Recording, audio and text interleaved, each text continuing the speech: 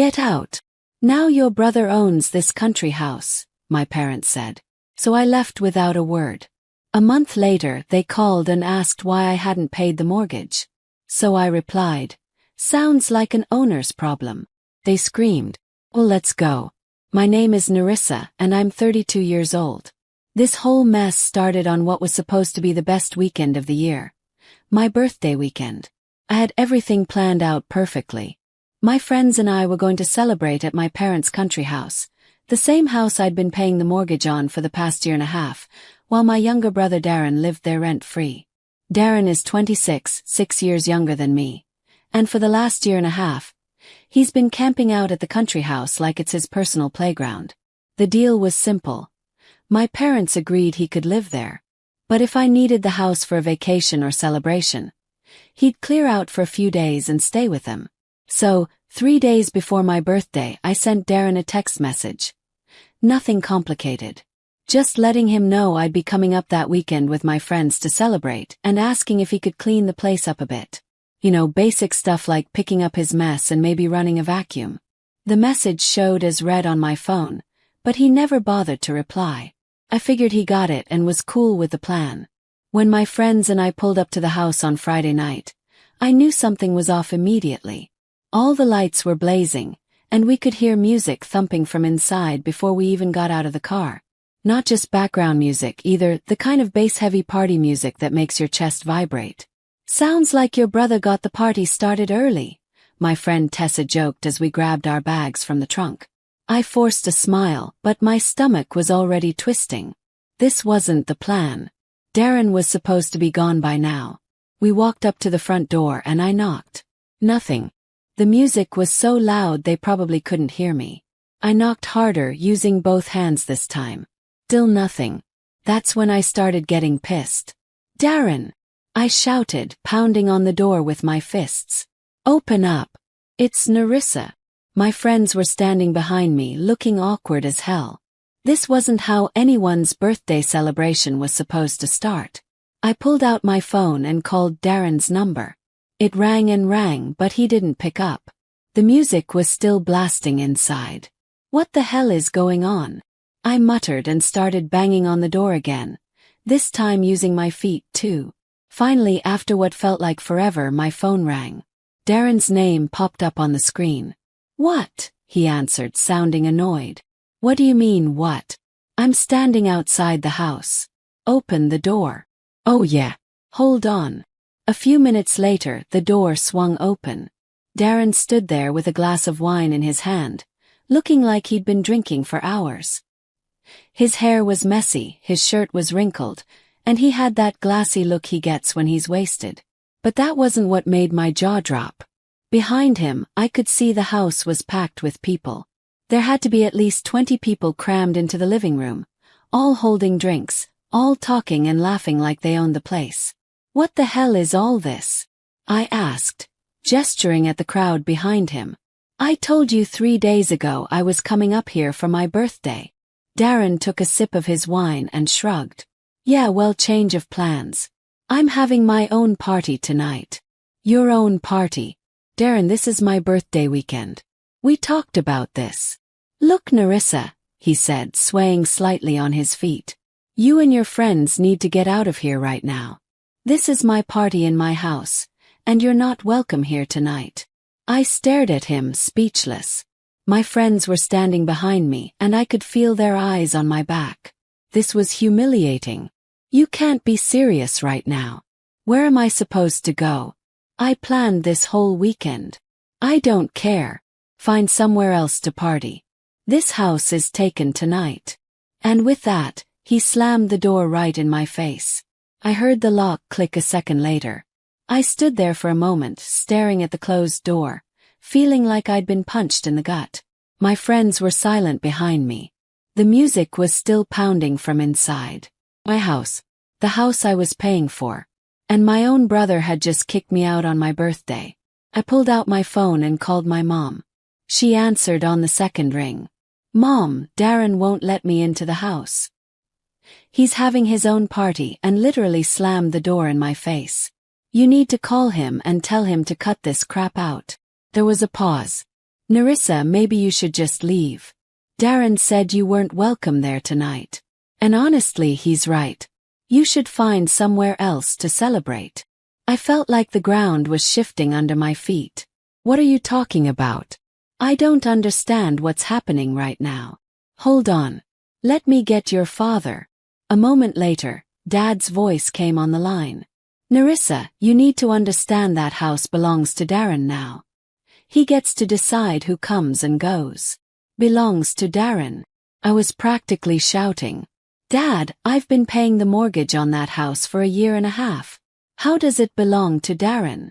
The mortgage payments don't matter, Dad said calmly. That's a separate issue. Your mother and I have already transferred the property to Darren. It's his house now, and you need to respect that. You transferred it to him. My head was spinning. When? Why didn't anyone tell me? We don't need to discuss our decisions with you. Mom's voice came back on the line. The point is, Darren owns the house now, and you need to leave his property right now. I looked at my friends, who were pretending not to listen but obviously catching every word. My birthday was ruined.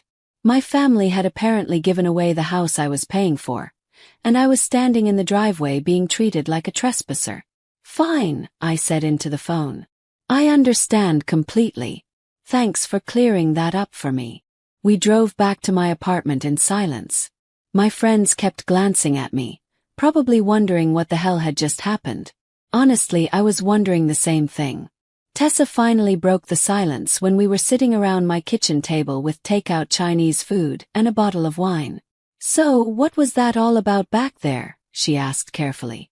I took a long sip of wine and tried to figure out where to start. It's a long story, but basically my family is completely screwed up.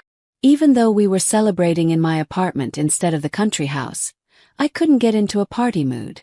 My friends were trying their best to make it fun. They brought out a cake, sang happy birthday, told jokes, but I just sat there watching them, my mind racing back to how this whole mess started. It was 2 years ago when my parents first mentioned buying a country house. They came over to my apartment all excited, talking about this place they'd found about an hour outside Charleston. It had 3 bedrooms, a big deck, and was right near a lake. We're going to get a mortgage and buy it, Mom had said, practically bouncing in her chair. It'll be perfect for family weekends. That's great, I said. But are you sure you can afford another monthly payment? You guys have been pretty tight on money lately. Dad waved his hand dismissively. We've got it all figured out. We'll just cut back on a few things, eat out less, maybe cancel some subscriptions. It'll be fine. I don't know, I said. Remember last month when I had to help you guys with the electric bill? And the month before that when your car payment was late? Maybe you should think about this more carefully. Mom got that defensive tone she always used when she didn't want to hear the truth. Nerissa, we're adults. We know how to manage our money. And besides, this will be a family house. You'll be able to use it too on weekends. I should have pushed harder. I should have made them sit down with a calculator and actually add up their expenses. But they seemed so excited about it, and they kept saying they had it all planned out. So I backed down. 6 months later, Mom called me crying. Nerissa, we need help. We can't make the mortgage payment this month. What happened to having it all figured out? Yes. We just need some temporary help, she said. Just until we get back on our feet. Maybe you could cover it for a few months, and then we'll take over again. I suggested they rent out the house to cover the mortgage payments. That seemed like the obvious solution. But that's when they dropped the bomb. We can't rent it out, Dad said when I brought it up. Darren moved in last week. You know he's been having trouble finding steady work. This gives him a chance to get his life together without paying rent. So now Darren needs to pay the mortgage, I said. Seemed logical enough. Well, he will, Dad said quickly. Once he finds a job. He's looking really hard right now. I almost laughed. Dad, Darren has been fired from 6 jobs in the past year. 6. He gets fired for showing up drunk or not showing up at all. What makes you think he's suddenly going to become responsible? He's still young, Mom said. He's just trying to find himself. Everyone needs family support when they're figuring things out. He's 24 years old. When I was 24, I was working full-time and paying my own bills. But they kept defending him. They said he needed time to mature, that living on his own would help him become more independent, that the family should stick together. All the usual excuses they'd been making for Darren since he was a teenager. I remembered when Darren was in high school and got caught cheating on a test. Instead of letting him face the consequences, Mom went to the school and argued with the teacher until they let him retake it. When Darren crashed Dad's car because he was texting while driving, they bought him his own car the next month so he wouldn't be inconvenienced by taking the bus. When he got arrested for underage drinking at 19, they hired an expensive lawyer to get the charges dropped instead of letting him learn from his mistake. Meanwhile, when I was growing up, I had to get a part-time job at 16 to pay for my own car insurance. When I wanted to go to college, they told me I'd need to apply for student loans because they couldn't afford to help. When I graduated and was struggling to find work, they told me it was time to stand on my own 2 feet. The double standard had been going on my whole life, but this mortgage thing was the worst yet. In the end, they wore me down. They kept calling, kept asking, kept promising it would only be for a few months. So I agreed to help with the mortgage payments, thinking it would be temporary. Maybe 6 months at most. That was a year and a half ago. During that time, Darren never got a job. Not once. He'd disappear for a few days here and there doing odd jobs, helping someone move, painting a fence, stuff like that, but never anything steady. Mostly he just threw parties at the house and lived off the $600 a month I was sending him for expenses. And my parents, they never mentioned the mortgage again. It was like they forgot they'd ever asked for temporary help. The monthly payment just became my responsibility, no questions asked. I was also sending Mom $600 every month for groceries and paying $900 for their utility bills. I didn't even realize how much it was adding up until that night, sitting at my kitchen table on my ruined birthday, doing the math in my head. $1,400 for the mortgage. $600 for Darren's spending money. $600 for my parents' groceries. $900 for their utilities. That was $3,500 a month. More than half my salary. Going to support my family while they treated me like garbage.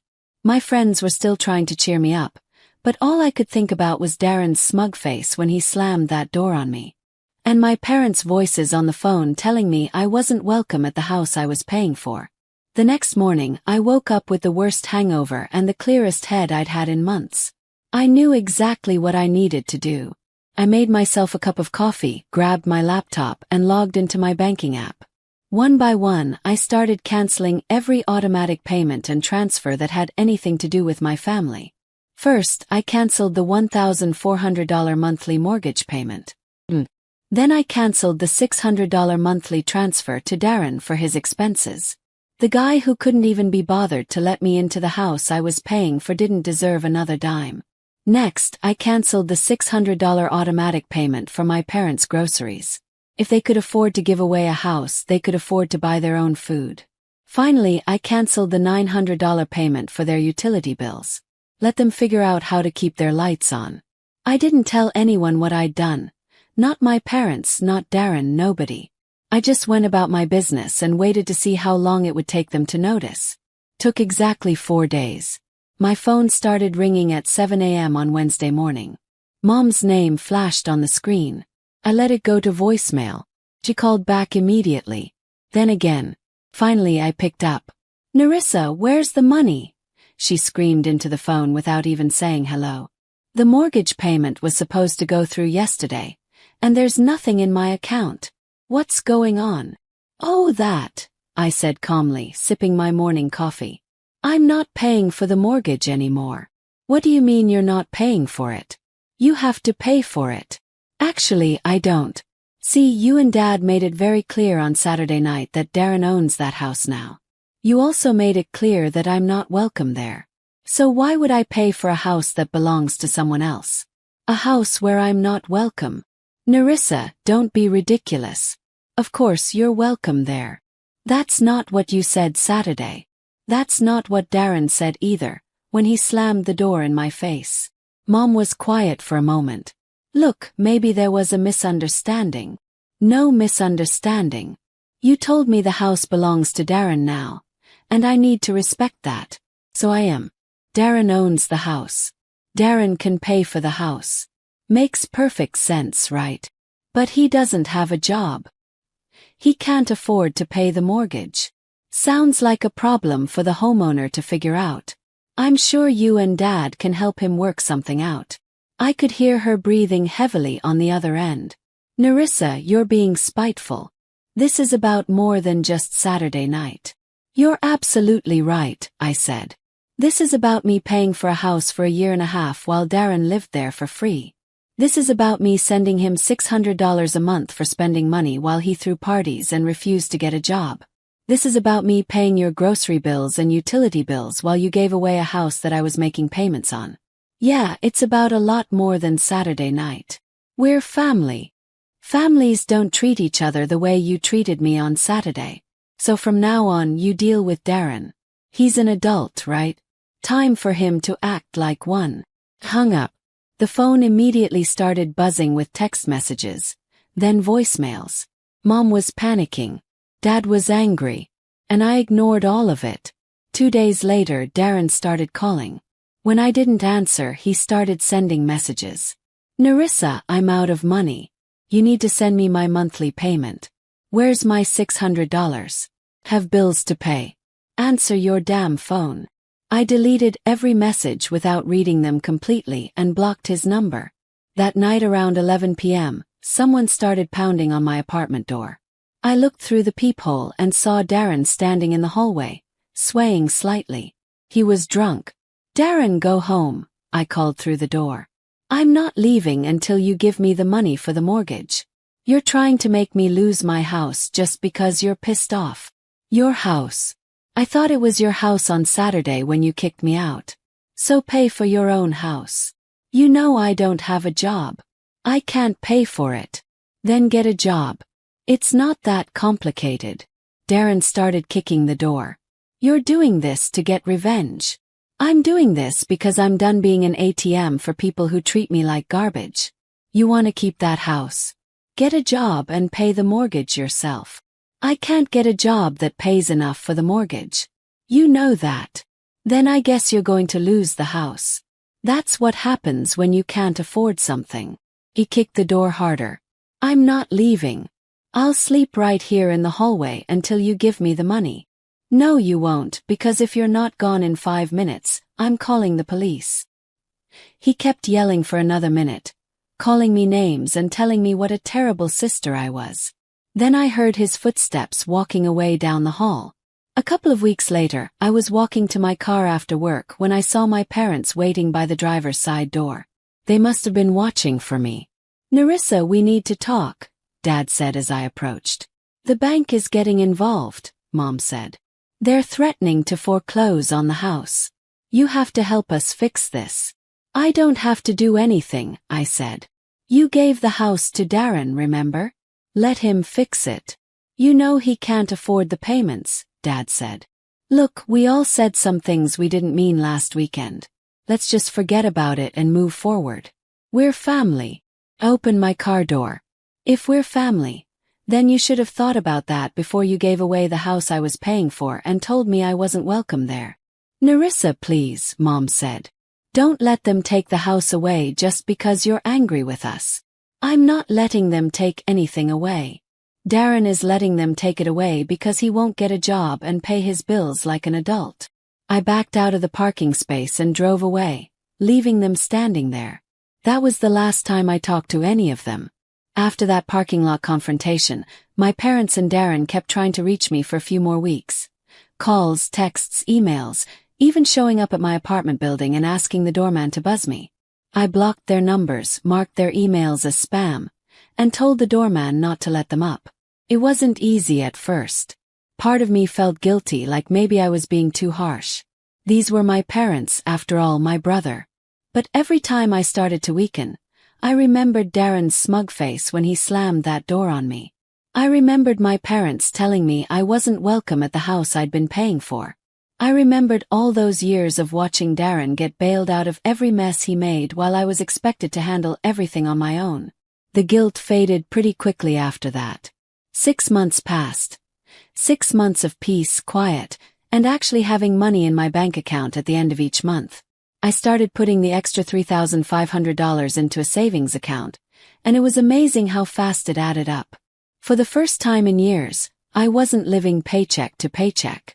Last week, I ran into my cousin Lydia at the grocery store. She's always been the family gossip, so I wasn't surprised when she immediately started talking about my parents and Darren. "Oh my God, Narissa, I heard about what happened with the house," she said, practically bouncing on her toes with excitement. "Is it true you stopped paying the mortgage?" "Yeah, it's true," I said, continuing to shop for vegetables like this was the most normal conversation in the world. "Bloody hell. Did you know they lost the house? The bank foreclosed on it about 3 months ago.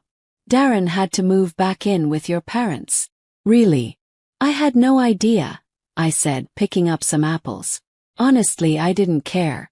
That must be a nightmare for them. I mean, having Darren back home full-time.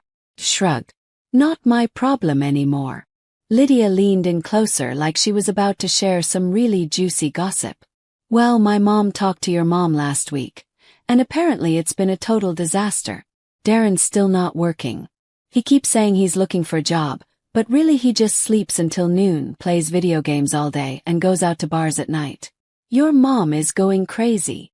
"Sounds about right," I said. "And get this. He's been bringing girls home from bars and having loud sex while your parents are trying to sleep. Your dad caught him smoking weed on the back porch last Tuesday. Oh, and he crashed your mom's car last weekend because he was drunk driving." I wasn't surprised by any of this. This was exactly who Darren had always been. The only difference now was that my parents had to deal with it directly instead of shipping him off to the country house and making me pay for it. Your mom told my mom they can't afford to support him. Like, they're really struggling now that you're not helping with their bills anymore. They had to cancel their cable and everything. They should have thought about that before they gave away my house, I said. Are you ever going to forgive them? I considered the question while I picked out some bananas. Lydia, they didn't just hurt my feelings. They took advantage of me for a year and a half. They let me pay for everything while they gave away what I was paying for to someone who treated me like garbage. And when I needed their support, they told me to get lost. That's not something you just forgive and forget. Lydia looked uncomfortable. I mean, maybe Darren will eventually get his act together. I laughed. Darren is 26 years old. He's had his whole adult life to get his act together. My parents have been enabling him since he was a teenager, and now they're stuck with the consequences. He's not going to change. Why would he? He's got free room and board, no responsibilities, and parents who make excuses for every stupid thing he does. So, you're never going back? Never, I said firmly. I spent years being the responsible one, the one who paid for everything, the one who cleaned up everyone else's messes. I'm done with that. I'm finally living my own life. And I meant it. These past 6 months had been the best months I'd had in years. I wasn't constantly stressed about money. I wasn't getting guilt trip phone calls about family emergencies that somehow always required me to open my wallet. I wasn't lying awake at night wondering how long I'd have to keep supporting grown adults who refused to support themselves. Instead, I was saving money for the first time in my adult life. Real money. Enough to start looking at buying my own place. A place that would actually belong to me, where nobody could ever slam a door in my face or tell me I wasn't welcome. Last weekend, I went house hunting with a real estate agent. We looked at 3 different condos, and I'm planning to save up enough for a down payment over the next year. With the extra $3,500 I'm keeping every month, I should be able to buy my own place within 12 months. I'm already looking forward to having my own home. My home. Not my parents' home that I pay for. Not a family home where I'm not welcome. My home, bought with my money, where I make all the decisions about who gets to come and go. Sometimes I wonder if my parents and Darren ever think about what they lost when they decided to treat me the way they did.